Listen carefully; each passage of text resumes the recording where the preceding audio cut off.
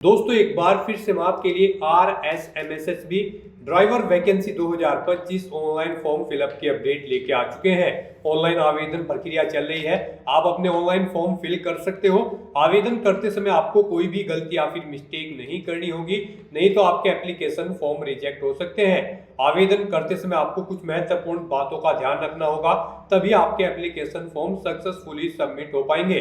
साथ ही साथ आवेदन करते समय आपको फोटोग्राफ, सिग्नेचर, डॉक्यूमेंट कैसे और कितने केबी में अपलोड करने होंगे, कंप्लीट जानकारी आपको इस वीडियो में मिल जाएगी।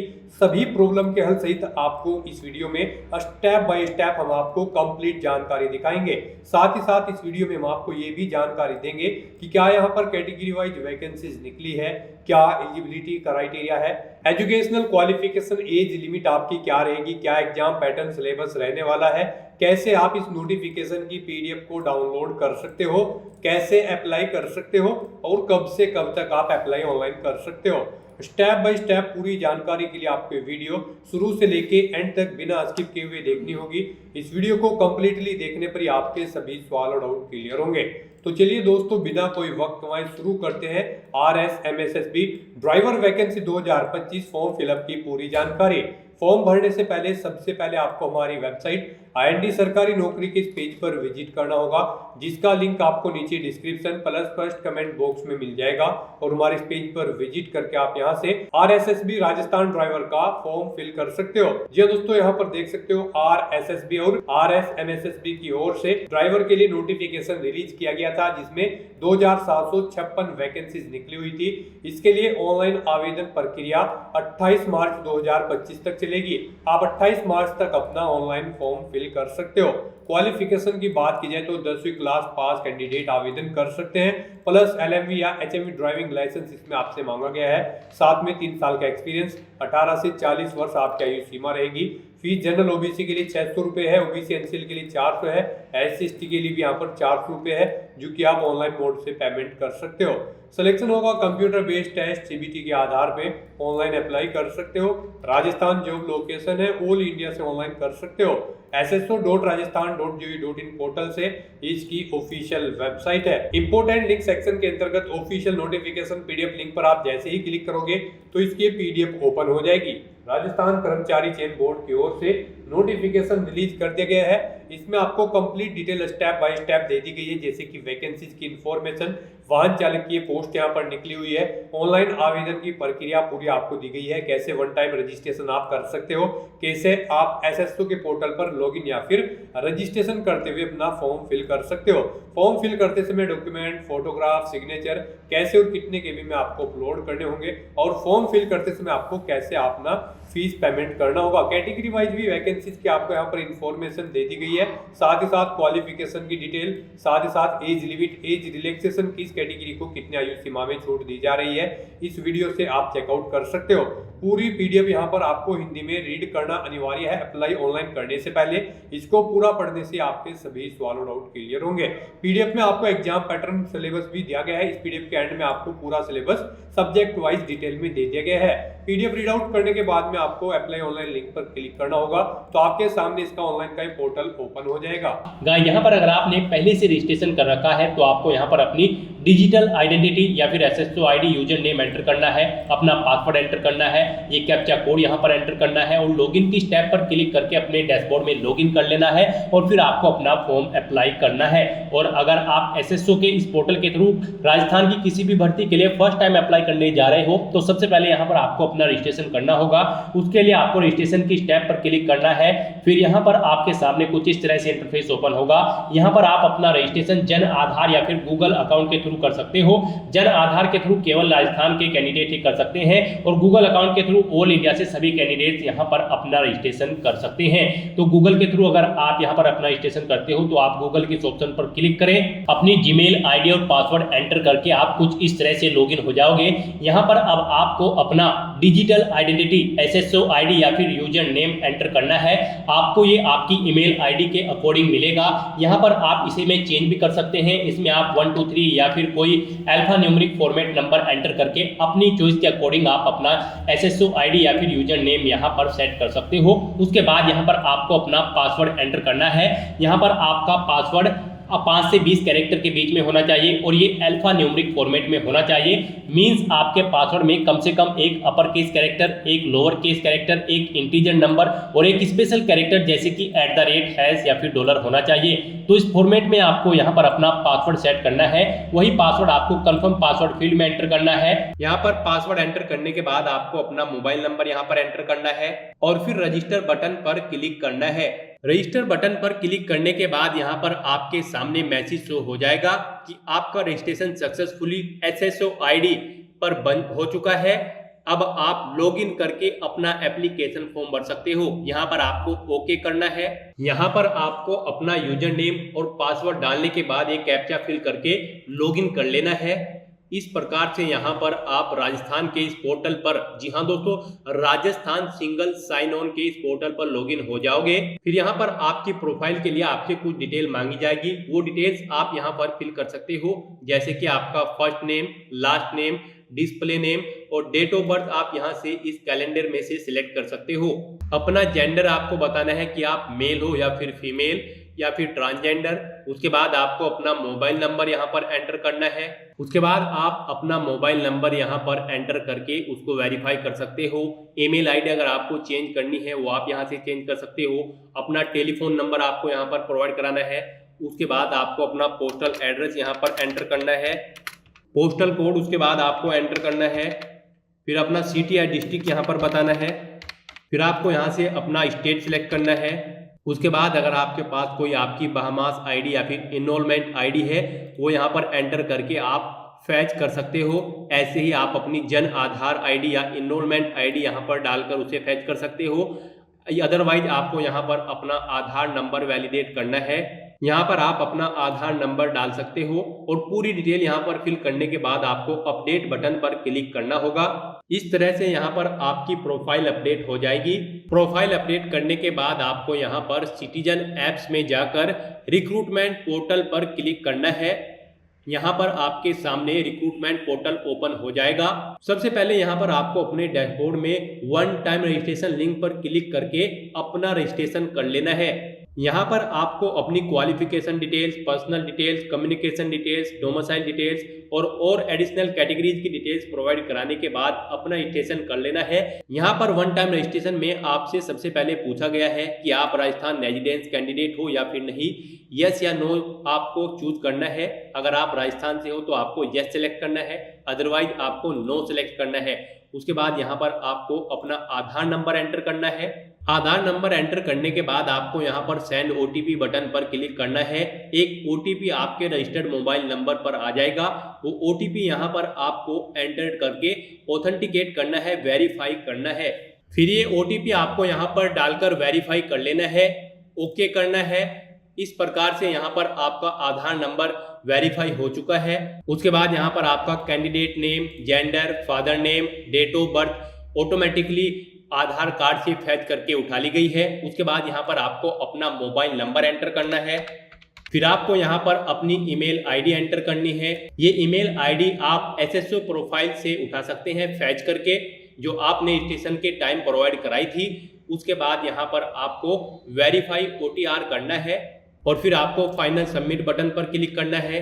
एक OTP यहाँ पर आपके मोबाइल नंबर पर आएगा। एक बार फिर से आपको उसे कंफर्म कर देना है। OTP आपका वेरीफाई हो जाएगा। ओके बटन पर आपको क्लिक करना है। अब आपको यहाँ पर एक रजिस्ट्रेशन नंबर प्रोवाइड करा दिया गया है। इस रजिस्ट्रेशन नंबर को आपको नोट कर लेना है या फिर आप इसका स्क्रीनशॉट लेकर भी रख सकते हो। फ्यूचर यूज के लिए आपको इस रजिस्ट्रेशन नंबर को नोट कर लेना है। नेक्स्ट स्टेप में आपको अपनी एजुकेशनल क्वालिफिकेशन की डिटेल यहाँ पर एंटर करनी है। सबसे पहले यहाँ पर आपको अपनी 10th क्लास की डिटेल प्रोवाइड करानी है कि कौन से बोर्ड से आपने अपनी 10th क्लास पास की है। वो यहाँ पर सिलेक्ट करने के बाद आपको यहाँ पर नोट एप्लीकेबल करना है। सब्जेक्ट ग्रुप आपको यहाँ पर नोट एप्लीकेबल करना होगा। उसके बाद आपको यहाँ पर पासिंग ईयर बताना है कि कौन से साल में आपने अपनी क्लास पास की थी। उसके बाद यहाँ पर आपको अपना रोल नंबर एंटर करना है। उसके बाद आप रोल नंबर एंटर करने के बाद डेटा फेच कर सकते हो। अदरवाइज आप यहाँ पर आगे की फील्ड्स में रिजल्ट आपका क्या था, जैसे कि परसेंटेज में था, ग्रेड में था, वो आप यहाँ पर सिलेक्ट करके अपने मैक्सिमम मार्क्स यहाँ पर एंटर करने हैं। उसके बाद आपको यहाँ पर ऑब्टेन मार्क्स बताने हैं कि कितने मार्क्स आपने ऑब्टेन किए थे। परसेंटेज यहाँ पर आपकी ऑब्टेन मार्क्स के अकॉर्डिंग ऑटोमेटिकली फिल हो जाएगी। आपको यहाँ पर अपना रोल नंबर एंटर कर देना है। उसके बाद आपको ऐसे ही सीनियर सेकेंडरी क्लास की डिटेल फिल करनी है। सबसे पहले यहाँ पर आपको अपना बोर्ड सिलेक्ट करना है। उसके बाद आपको यहाँ पर अपना सब्जेक्ट सिलेक्ट करना है कि आपके पास एग्रीकल्चर, आर्ट, कॉमर्स, साइंस जो भी था आप यहाँ से सिलेक्ट कर सकते हो। उसके बाद आपको यहाँ पर अपना पासिंग ईयर बताना है, कौन सी साल में आपने 12th क्लास पास की है। उसके बाद आपको अपना रोल नंबर एंटर करना है। उसके बाद यहाँ पर आपको अपना रिजल्ट बताना है कि आपकी परसेंटेज में रिजल्ट आया था या फिर ग्रेड में। उसके बाद आपको यहाँ पर टोटल मार्क्स बताने हैं 12th के कि कितने में से कितने मार्क्स आपके आए थे। परसेंटेज यहाँ पर आपके सामने ऑटोमेटिकली निकल कर आ जाएगी। उसके बाद यहाँ पर आपको ऐसे ही अपनी ग्रेजुएशन, पोस्ट ग्रेजुएशन या फिर डिप्लोमा या फिर आपके पास अगर कोई अदर क्वालिफिकेशन है उसकी डिटेल एंटर करके सेव एंड नेक्स्ट बटन पर क्लिक करना है।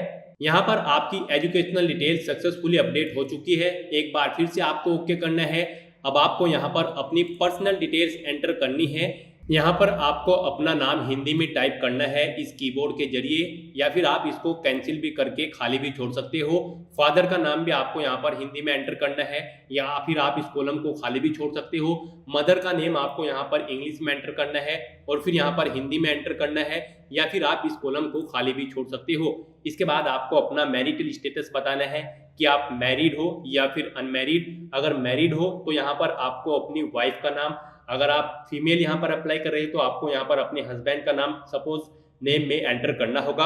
अगर आप मैरिड हो तो यहाँ पर आपको अपना सपोज नेम हिंदी में एंटर करना पड़ेगा और फिर मैरिज रजिस्ट्रेशन नंबर भी आपको यहाँ पर एंटर करना पड़ेगा। अगर आप अनमैरिड हो तो आपको यहाँ पर ये कॉलम फिल नहीं करने हैं, ऑटोमेटिकली ये डिसेबल्ड कर दिए जाएंगे।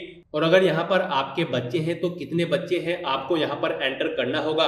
उसके बाद यहाँ पर आपको कैटेगरी सिलेक्ट करनी है कि आप जनरल कैटेगरी से हो या फिर SC, ST, OBC, आप अपने अकॉर्डिंग यहाँ से चूज कर सकते हो। उसके बाद आपको अपनी स्पेशल एबल्ड कैटेगरी यहाँ से सिलेक्ट करनी है और फिर सब स्पेशली एबल्ड कैटेगरी यहाँ से सिलेक्ट कर लेनी है। अगर यहाँ पर आप नॉट एप्लीकेबल सेलेक्ट करते हो तो आपको यहाँ पर सब स्पेशली एबल्ड कैटेगरी का ये बॉक्स यहाँ पर डिसेबल्ड कर दिया जाएगा। उसके बाद यहाँ पर आपको अपना रिलीजन सिलेक्ट करना है कि आप बुद्धिस्ट हो, हिंदू, जैन, अदर, सिख, मुस्लिम, आप अपने अकॉर्डिंग यहाँ से सिलेक्ट कर सकते हो। उसके बाद यहाँ पर आपको बताना है कि आपकी बॉडी पर कहीं कोई चिन्ह है तो आप यहाँ पर उसको एंटर कर सकते हो, जैसे कि कोई कट का निशान या फिर किसी तिल का निशान, वो आपको यहाँ पर एंटर करना है। उसके बाद यहाँ पर आप अपने पासपोर्ट की डिटेल प्रोवाइड करा सकते हो, पासपोर्ट नंबर आप यहाँ पर डाल सकते हो अगर आपके पास पासपोर्ट है, अदरवाइज आप इस कॉलम को खाली भी छोड़ सकते हो। उसके बाद आपको सेव एंड नेक्स्ट बटन पर क्लिक करना है। इस तरह से यहाँ पर आपकी पर्सनल डिटेल फिल हो जाएगी, फिर आपको ओके करना है। उसके बाद यहाँ पर आपको अपनी कम्युनिकेशन डिटेल्स एंटर करनी है। सबसे पहले यहाँ पर आपको अपनी अल्टरनेटिव ईमेल एंटर करनी है अगर आपके पास है। उसके बाद यहाँ पर आपको अपना परमानेंट एड्रेस एंटर करना है with your city, state, district, pin code के।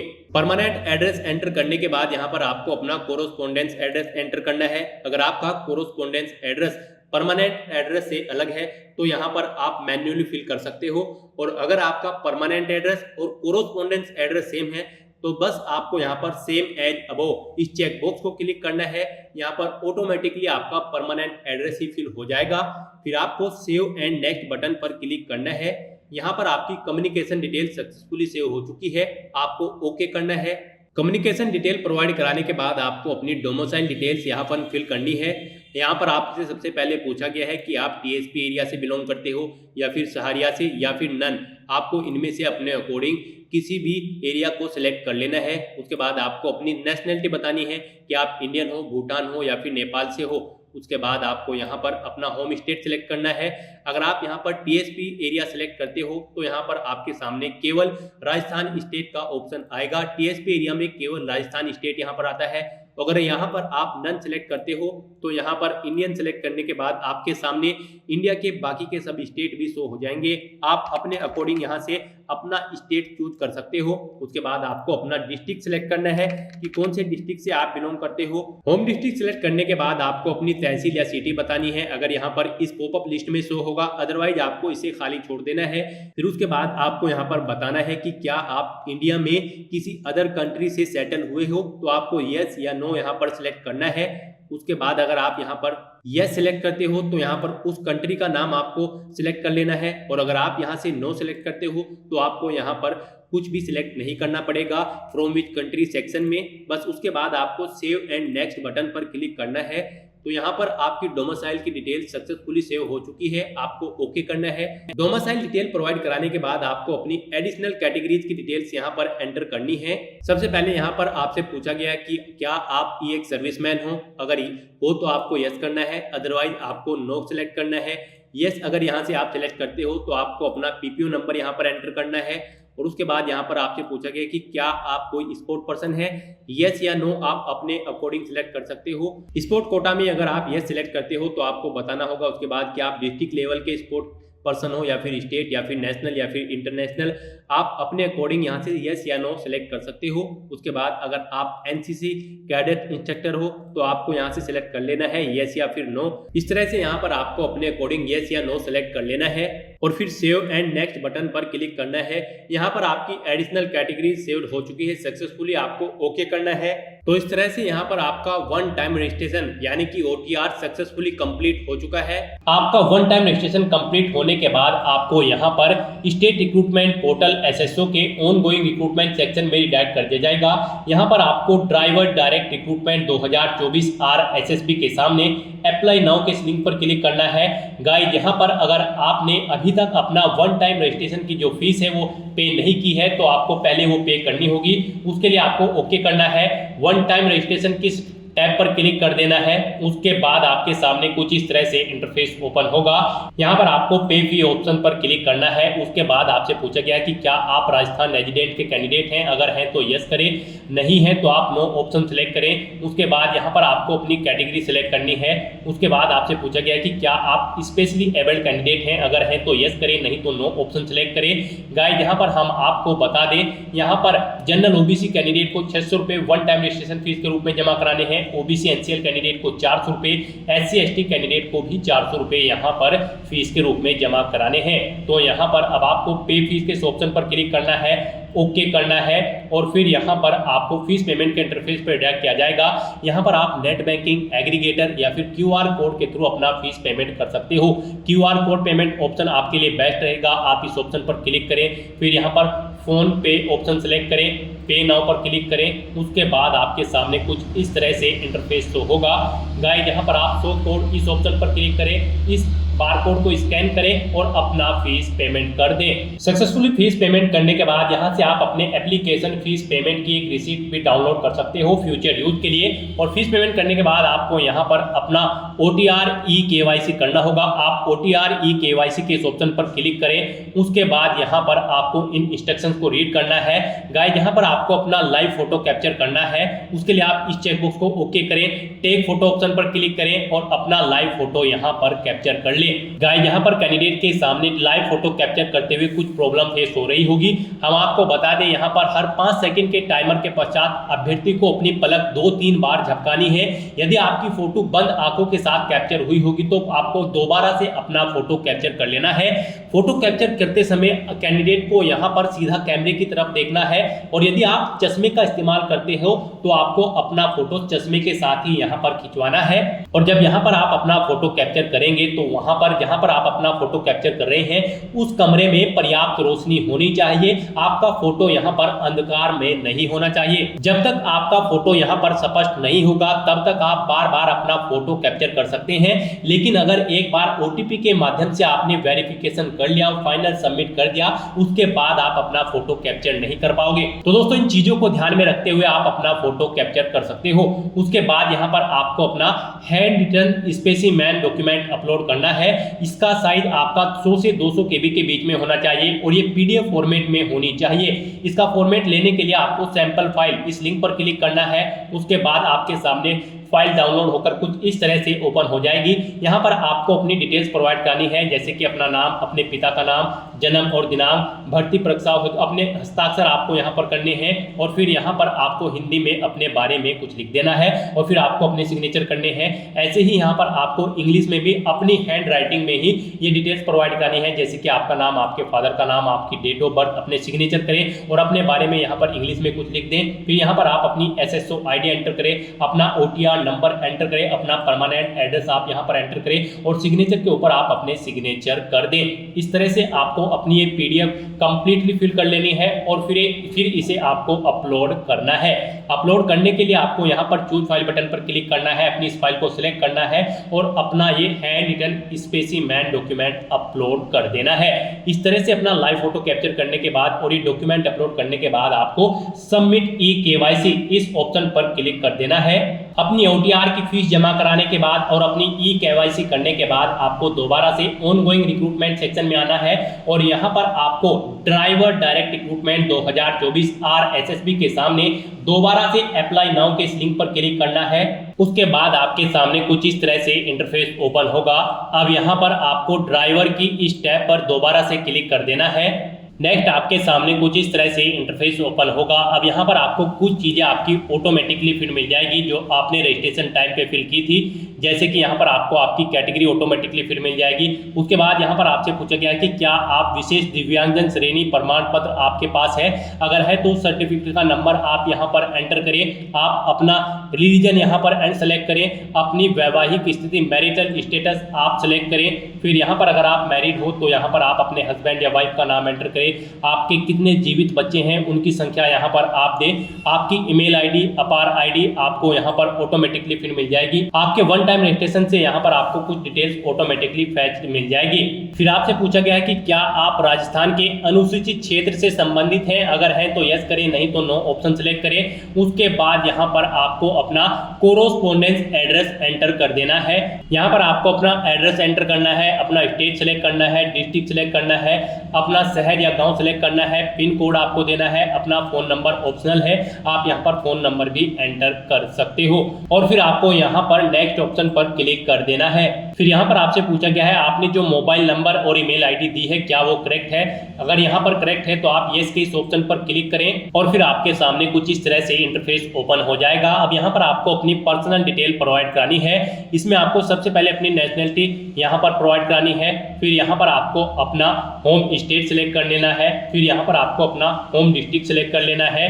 नेक्स्ट यहाँ पर आपसे पूछा गया है कि क्या आप इंडिया में पूर्व से स्थापित है, अगर है तो यस करें, नहीं तो नो ऑप्शन सेलेक्ट करें। अगर नहीं थे तो फिर आप बताएं आप किस कंट्री से थे पूर्व में। उसके बाद यहाँ पर आपको अपने लाइसेंस की डिटेल प्रोवाइड करानी है। जी हाँ दोस्तों, यहाँ पर इस भर्ती में पार्टिसिपेट करने के लिए आपका 10वीं क्लास पास आउट होना जरूरी है, प्लस आपके पास लाइट मोटर व्हीकल या फिर heavy motor vehicle driving licence होना जरूरी है और आपको 3 साल का ड्राइविंग का एक्सपीरियंस भी होना जरूरी है। तो यहाँ पर अब आपको अपनी लाइसेंस की डिटेल प्रोवाइड करानी है। लाइसेंस की डिटेल में यहाँ पर गाइस आपको सबसे पहले आपको अपने लाइसेंस का प्रकार सेलेक्ट कर लेना है, फिर आपको अपने लाइसेंस का नंबर देना है। उसके बाद यहाँ पर आपका लाइसेंस कब तक वैध है वो डेट आपको इस कैलेंडर में से सिलेक्ट कर लेनी है।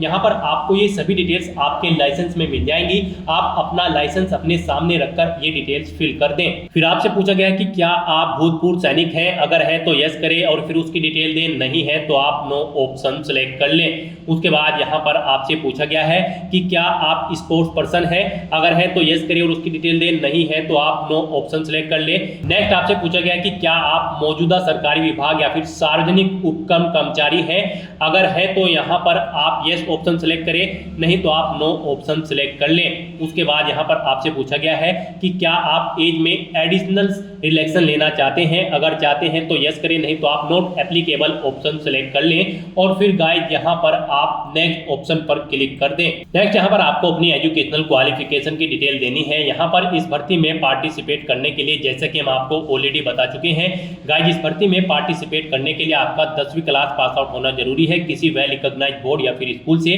प्लस आपके पास लाइट मोटर व्हीकल या फिर heavy motor vehicle driving licence होना जरूरी है और आपको 3 साल का ड्राइविंग का एक्सपीरियंस होना यहाँ पर मैंडेटरी है इस भर्ती में पार्टिसिपेट करने के लिए। तो यहाँ पर सबसे पहले आपको अपनी 10वीं क्लास की डिटेल देनी है। यहाँ पर आप सब्जेक्ट के ग्रुप में नॉट एप्लीकेबल ऑप्शन सेलेक्ट करें, फिर यहाँ पर आप अपने बोर्ड का नाम दें या फिर विद्यालय का नाम जिससे आपने अपनी 10वीं क्लास पास आउट की है, फिर आप अपना रोल नंबर एंटर करें, परीक्षा का परिणाम यहाँ पर आप सेलेक्ट करें, आपका जो रिजल्ट था वो परसेंटेज में था, सीजीपीए में या फिर ग्रेड में, उसके बाद कब आपने पास आउट किया है वो ईयर आप सेलेक्ट करें, अपनी परसेंटेज दे कितने % मार्क्स आपने ऑब्टेन किए हैं, ये डिटेल यहाँ पर आप मैन्युअली फिल कर सकते हो, या फिर गाइड यहाँ पर आप फैच फ्रॉम ओटीआर इस ऑप्शन पर क्लिक करके भी अपनी ये डिटेल यहाँ पर फैच कर सकते हो। आपने वन टाइम रजिस्ट्रेशन में जो डिटेल प्रोवाइड कराई थी वो यहाँ पर फैच करके इस कॉलम को कंप्लीट फिल कर देगी। और इसके बाद गाइड यहाँ पर अगर आपने सीनियर सेकेंडरी कर रखी है यानी कि 12वीं क्लास पास आउट कर रखी है तो उसकी डिटेल आप प्रोवाइड करा दें, ग्रेजुएशन कर रखी है तो उसकी डिटेल आप दे सकते हैं। ये यहाँ पर मैंडेटरी नहीं है, इस भर्ती में पार्टिसिपेट करने के लिए केवल आपका 10वीं क्लास पास आउट होना जरूरी है। अगर आप 10वीं क्लास पास आउट हैं तो बस आप अपनी 10वीं क्लास की डिटेल दें, आगे की डिटेल आप न दें। उसके बाद यहाँ पर आपको अपने एक्सपीरियंस की डिटेल प्रोवाइड करानी है। यहाँ पर आपको 3 साल का एक्सपीरियंस ड्राइविंग में होना जरूरी है इस भर्ती में पार्टिसिपेट करने के लिए। तो यहाँ पर सबसे पहले आपको बताना है आपका जो वर्किंग टाइप है यानी कि एक्सपीरियंस टाइप आपको सिलेक्ट कर लेना है। फिर यहाँ पर आपको अपना नाम देना है, डेजिग्नेशन देनी है, किस पद का आपको यहाँ पर एक्सपीरियंस है यानी कि ड्राइवर, नेचर ऑफ जॉब, काम की प्रवृत्ति के बारे में आप बताएं, कब से कब तक आपको वर्किंग एक्सपीरियंस है वो बताएं। फिर यहाँ पर इनके अकॉर्डिंग आपकी एक्सपीरियंस की डेट, मंथ और ईयर कैलकुलेट होकर आ जाएंगे। फिर यहाँ पर आपसे पूछा गया है आपका जो एम्प्लॉयमेंट का टाइप है यानी कि रोजगार का प्रकार था वो परमानेंट था या फिर कॉन्ट्रेक्चुअल या फिर प्राइवेट, आप यहाँ पर ऑप्शन सेलेक्ट कर लें। इस तरह से यहाँ पर आप अपने एक्सपीरियंस की डिटेल प्रोवाइड कराएं। और फिर अगर आपको एक से ज़्यादा जगह वर्किंग एक्सपीरियंस है तो आप ऐड की स्टेप पर क्लिक करें और एक रो यहाँ पर आपके सामने और ऐड हो जाएगी और फिर उसमें आप अपने एक्सपीरियंस की डिटेल प्रोवाइड करा दें। और उसके बाद गाइस यहाँ पर आपको फाइनली नेक्स्ट ऑप्शन पर क्लिक कर देना है।